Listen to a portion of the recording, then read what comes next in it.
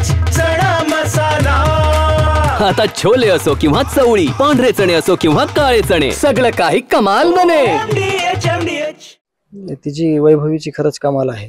ज्यावेळेस तिची परीक्षा होती त्यावेळेस वातावरण आणि परिस्थिती इतकी भयानक होती की म्हणजे त्या परिस्थितीमध्ये कोणी काहीच करू शकत नव्हतं, परंतु वैभवीनं सगळी परीक्षा दिली, चांगल्या मार्काने पास झाली आणि तिच्या भविष्यासाठी जे काय आता आम्हाला नियोजन करायचं सगळ्या लेकरांचं तिचं, ते मात्र माझी एक विनंती राहील या दिवशी, आजच्या वैभवीच्या निकाला दिवशी, की या आरोपींना लवकरात लवकर फाशी द्यावी, लवकरात लवकर ह्यांचा निकाल लावावा आणि आमचे लेकरं बाळं आहेत, जी वैभवी आहे, त्यांच्या भवितव्याचं आम्हाला काहीतरी विचार करू द्यावा, असं मी त्यांना जे शासन आहे त्या शासनाला म्हणजे आवाहन करतो।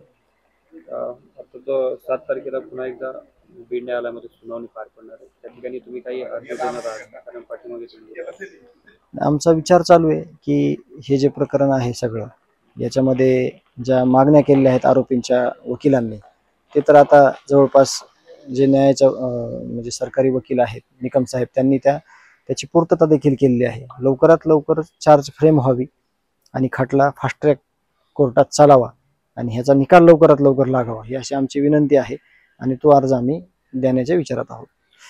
कृष्णा आंधळे जो अपहरण आणि हत्येच्या वेळेला तिथे होता, तो या सर्व गोष्टीतला एक प्रमुख आरोपी आहे, तो अजूनही फरार आहे, अजून मिळत नाही, जवळपास 5 महिने होतात आता।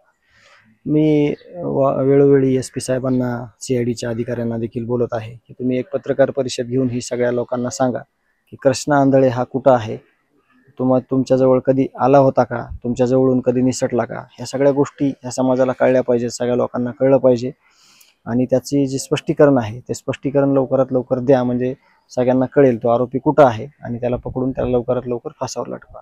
वाह, काय आता मिळाली का चव? होय तर आता मिळाली खरी चव। MDH चंकी चाट मसाला, जीवनाला खऱ्या चवीचे रंग। असली मसाले सच MDH।